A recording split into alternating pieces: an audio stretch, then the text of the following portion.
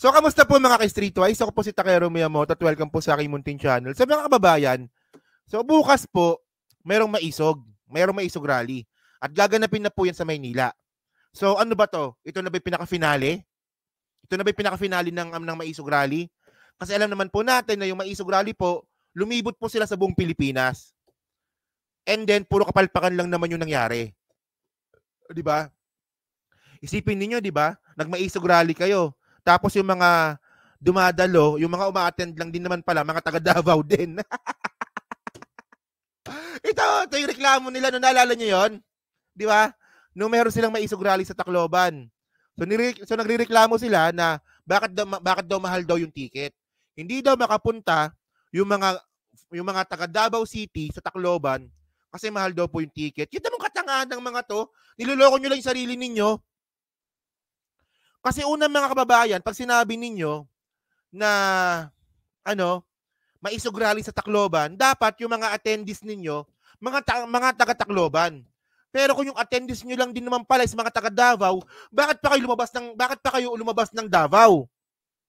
Sana nagrally na lang sana kayo sa Davao araw-araw. Isipin niyo panloloko, di ba? Panloloko 'yan eh. Hindi lang taong bayad, hindi lang taong bayad ang niloloko ninyo, pati mga sarili ninyo. Oh. So ito no, ngayon bukas, mayroon silang rally. Itatapat talaga nila to sa SONA. Oh. Sabi dito no, ito nabalita to kanina. July 19. Duterte supporters may SONA bukas. Okay? Kinumpirma ni NCRPO Chief at Task Force SONA Commander, 'di ba? Major General Jose Melencio, 'di ba? Na magsasagawa ng isang aktibidad ng grupong Hakbang ng Maisog sa Liwasang Bonifacio sa Maynila bukas. Ang naturang grupo ay kilala ring taga-suporta ng mga Duterte. 'Di ba? Ayon kay Nartates, naka-standby ang puwersa ng Manila District Police, partikular ang kanilang civil disturban management para matiyak ang seguridad at kapayapaan sa lugar. Okay. So pasabugin kaya natin 'to ng Watusi, no? Siguro mga isang drum na Watusi, pasabugin natin. Tok tok tok tok tok tok tok tok tok.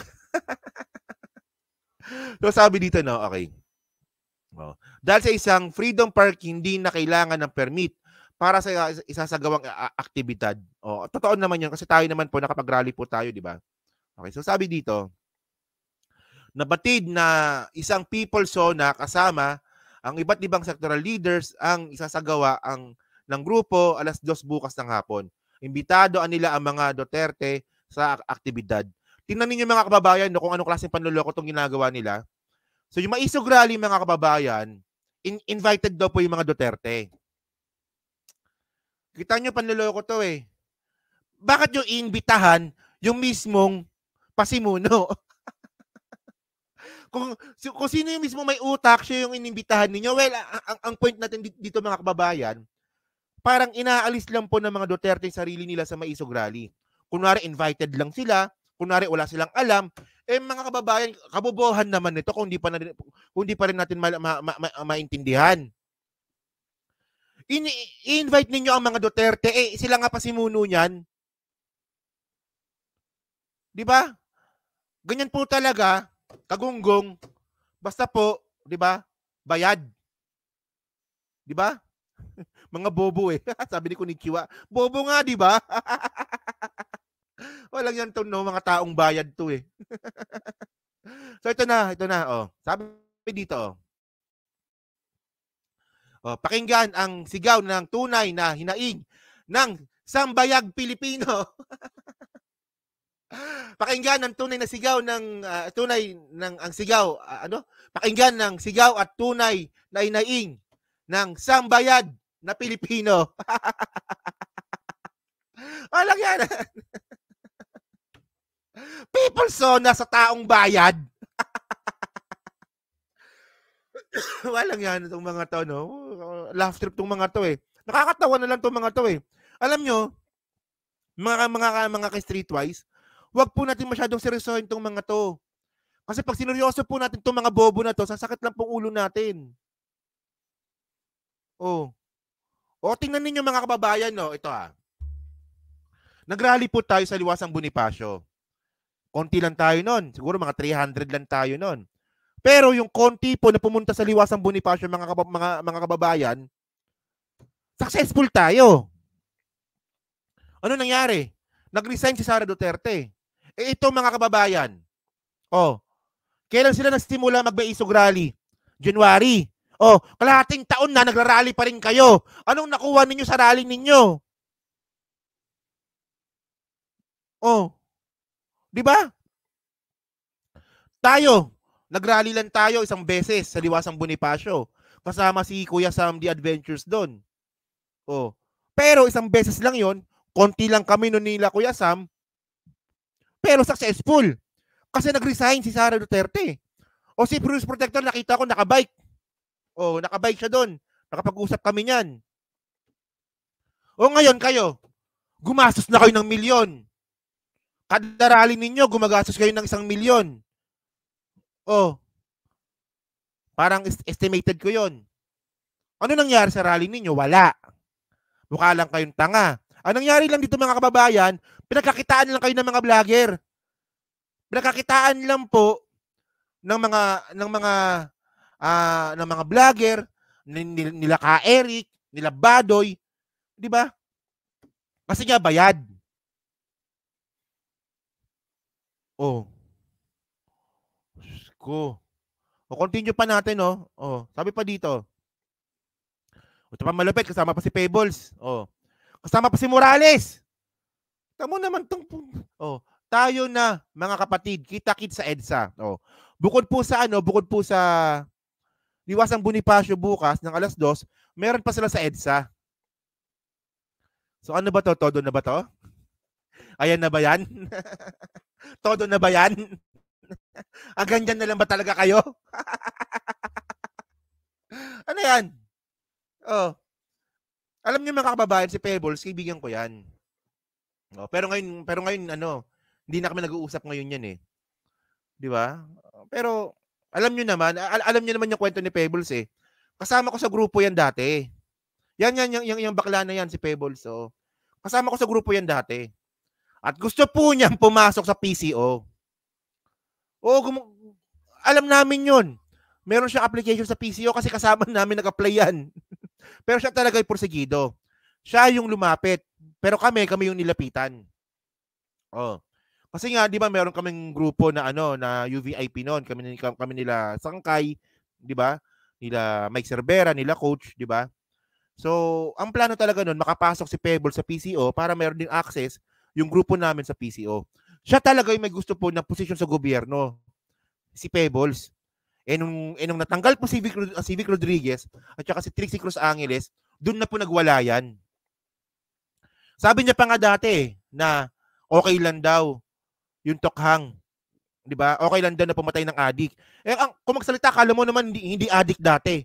Paano pag ikaw yung namatay nun? Anong gagawin ng pamilya mo? Ewan ko lang kung may nagmamahal pa sa yung pamilya mo, no? Wala akong pakialam, di ba? Pero ayun ang point natin mga kababayan, no?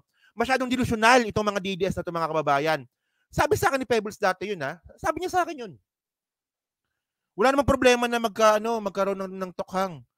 Importante, malinis yung sambayan ng Pilipino, kaysa naman daw yung mga adik is manggahasa, magnakaw, manghold up. Okay, sige. Di ba? Pero mga kababayan, no? Base po sa pag-aaral po ng tokhang na yan, bago nila sinimulan yan, 1% lang po yung adik sa Pilipinas. Nakundan na natin yan eh. 1% lang. Kasama si Pebbles doon. So ngayon, kung ganung klaseng logic ang gusto ninyo, paano pala kapag ikaw yung namatay ng tokhang? Anong gagawin ng pamilya mo? Sasabihin ba ng pamilya mo na, ay okay lang yan, adik naman yan si Pebbles eh. Di ba, nakuha niyo yung logic, di ba? Logic po ng sinto-sinto. Diyos ko. So ngayon, well, Mami Pebbles, love you. So ito, no? Alam nyo, napanood nyo na itong video na to eh. So alam nyo kung anong nakakatawa kasi dito? Yung sabi kasi ni pangalan nito, ni Calvo, ni Jonathan Morales, 'Di ba? Hindi daw po siya sasama sa mga rally. Ayaw niya raw po ng mga rally ng mga politiko. Ang concern niya lang daw po talaga is yung dokumento niya. Pero nakakagulat dito mga kababayan, si Jonathan Morales kasama dito sa rally ngayon. So ito no, tingnan niyo kung gaano kasinto-sinto at saka napaka-inconsistent po ng mga DDS na iniidolo po ng mga Duterte supporter. So tingnan niyo mga abnormal to eh. Tama ka nga dyan, Cheryl. No? Abnormal to eh. Tingnan niyo ito, napanood nyo na to, no? Pero panoorin ulit natin, no? Ito yung sinabi ni Jonathan Morales dati. Sige. O mga Spencer tinatanong ko yung mga dokumento na hindi naman po alam ni Sir JM. Ang may alam niya si Maharlika, paulit-ulit na lang po tayong tanong. Kay Spencer, interview to, yung mga tanong na may knowledge po siya, si Sir JM.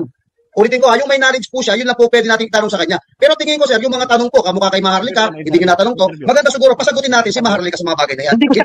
So ito no, actually kailan ba tong video na to? 2 months ago? 2 months ago, no? Sige, continue. Question dito, kasi ang problema kasi dito, nami-misinterpret niyo ako sir eh. Unang-una sinasabi ko nga sa inyo, wala akong ano sa inyo, kumbaga, lumabas lang kayo base doon sa inilabas ni Maharlika, na naging legit yung document dahil pinatunayan niya. Ako ito lang sa akin, makinig kayo. Hindi po kayo yung question. Ang sulat ko talaga dyan sa PIDEA, ang sinabi ko, ito, wala akong kinalaman dyan sa paglabas niya, napunta doon sa vlogger na si Maharlika, wala akong kinalaman. Inite ko sila, ito nangyari ng 2012, ganito ang nangyari dyan, meron ako na-imbestigahan, may nakunan akong statement.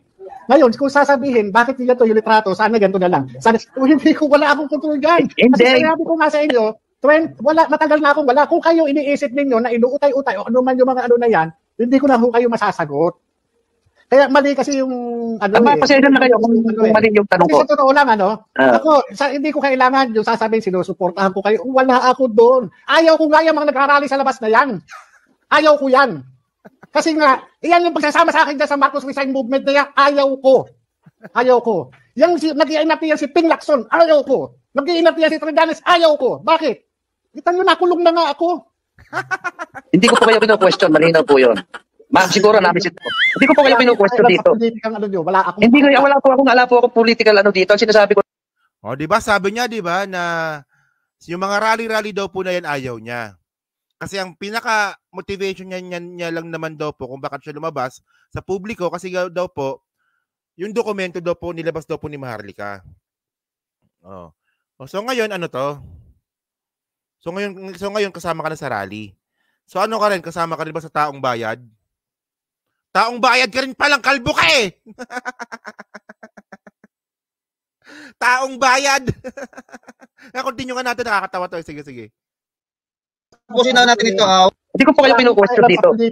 Wala po akong political dito. Sinasabi ko lang po. Wala rin ako. Spencer, pusin na natin ito. Okay, magagal sa akin guys, Spencer, panauhin ko po si dito, ito pong si Jonathan Morales. Kung meron kayong katanungan na hindi naman po at wala po siyang personal knowledge. Actually, bobo talaga itong si pangalan nito? Si Bobo's Travelers. Bobo to eh. Kaya nga tawag ko nga dyan Bobo's Travelers kasi nga bobo. Isipin mo na bobo ka tapos bobo ka na nga, nagta-travel ka pa. Buti hindi ka nawala. Buti hindi ka naligaw. Bobo's Travelers eh.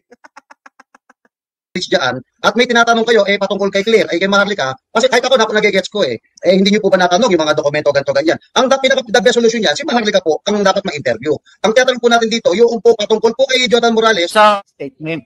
Ngayon, kung sasabihin, bakit nila ito yung litrato, sana ganito na lang. Sana, hindi ko, wala akong kontrol dyan. Kasi sabi ko nga sa inyo, ulitin ko yung may knowledge po siya, yun lang po pwede natin tanong sa kanya. Pero tingin ko sir, yung mga tanong po, kamukha kay Maharlika, pero kami ng desisyon sa bahay. Ako hindi ko kailangan ng suporta ng kahit na sino na gayang sinasabi ninyo para lang ma-please ako. Sa totoo lang, hindi po. Magkalinawan tayo. Ako lumabas lang para sabihin na hindi ko alam yung paglabas na yan. Wala. Kita nyo, di ba? Akong kinalaman dyan. So, isipin nyo, kababuhan ni Jonathan Morales eh. Actually kasi mga kababayan, nung lumabas kasi yung dokumento na yan, yung PIDEA leaks po na yan, wala naman nagtuturo kay Morales.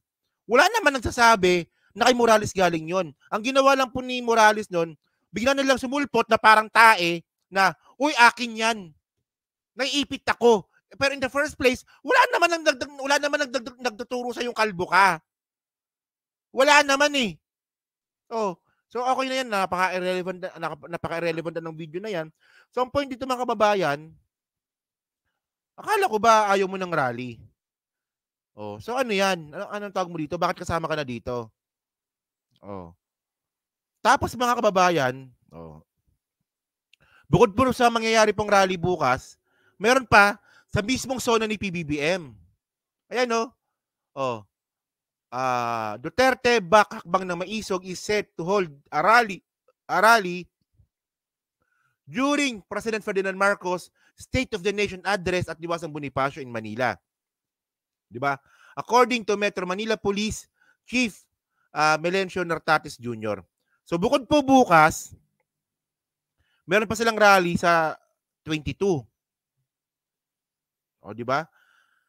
So, sumasakit ang ulo ko dito. So ngayon mga kababayan, ang tanong dito, kasama ba si Sara Duterte? Kasama ba si Sara? 'Di ba kasama ba si Sara Duterte sa rally? Kasi 'di ba, akala ko ba si Sara Duterte ang bagong mukha ng oposisyon. Pero bakit mukhang walang pakialam sa inyo? So ibig sabihin nun, itong si Sara Duterte na medyo mahina ang utak, tingin din po sa inyo mga sinto-sinto. Isipin niyo 'yun, 'di ba? Sara Duterte na nga, 'di ba, na medyo mahina utak niyan. Hindi niyo pa mauto kasi nga sinto-sinto nga kayo. Oh. Tapos, hindi pa tapos 'yan. Ito pa, no? Oh. So, July 22. So, sakto to sa zona ni PBBM. Di ba? SMNI special coverage. Ako ang Pilipinas. The State of the Nation zona of the as told by the Filipino people. Tapos yung mga resource person nila, mga banateros, mga reporter ng SMNI, Sari Roque, at saka yung mga taong bayad na patay gutom. Tangin ang narrative yan. O, di ba? O. Di ba mga kababayan, di ba? Sabi ng mga business tycoon natin, mas maganda daw po sa panahon ni PBBM regarding po sa pagninegosyo. So kaya nga tumaas yung GDP natin eh. Kasi mataas po yung kumpiyansa ng mga negosyante sa atin sa Pilipinas at saka sa gobyerno. Tapos ngayon, ang gagawin ninyo, magtatanong kayo ng patay gutom na Pilipino. Ayan o, pasensya na, hindi ako sa pagiging judgmental ha. So, sino yung mga yan? Oh, sino yung nanay na yan? O, sino yung nasa palengke na yan? O, sino yung mga nakasombrero na yan? So, saan kayo mas maniniwala? Sa mga negosyante, sa mga business tycoon na gumagawa ng pera sa Pilipinas para tumaas ang GDP natin o dito sa mga taong hindi naman sa panlalait na isang kahig, isang tuka. Madali lang yan mga kababayan eh. Maghanap pala ng taong gutom, interviewin mo, tapos na. Di ba? Oh. So ayan po ang drama ngayon ng mga DDS ngayon. Ayan ang drama nila ngayon. Sa zona ni PBBM. Meron silang hakbang na maisog, meron silang rally, at saka mga kababayan dahil nga po sa hindi sila nabigyan ng permit para mag-cover po ng zona ni PBBM, gumawa sila ng sarili nilang zona. Di ba? Galing na. So yun mga kababayan, no? So dyan po sa 400 po na nanonood, so hindi pa po nakakapag-like, palik na lang po ng video po na to, dyan po sa Team Replays, ano nga po masabi nyo nga po dito sa drama na naman ng mga DDS ngayon. So yan, meron daw silang makbang na maisog sa Manila at finale na raw nila ata ito, no? Ewan ko lang, no? Kasi nakausap po si pambansang loyalista dito, si PL, nakakausap po minsan yan eh. Sabi sa akin ni Bobong PL, isipin mo, di ba? sorry. Si PL tinatawag kong bobo. Tapos kinakausap niya pa rin ako, no? Galing, no? So sabi dito, sabi niya sa akin dati, yung maisog rally daw po hanggang June na lang daw po yan, June 30. So July na ngayon, meron pa rin maisog rally. So sabi ko sa inyo, sinto-sinto yan si PL eh. Taong bayad din yan eh. So yun mga kababayan, so maraming salamat sa inyong lahat. And then next topic po tayo. Pag-usapan natin to, no? Si Harry Roque.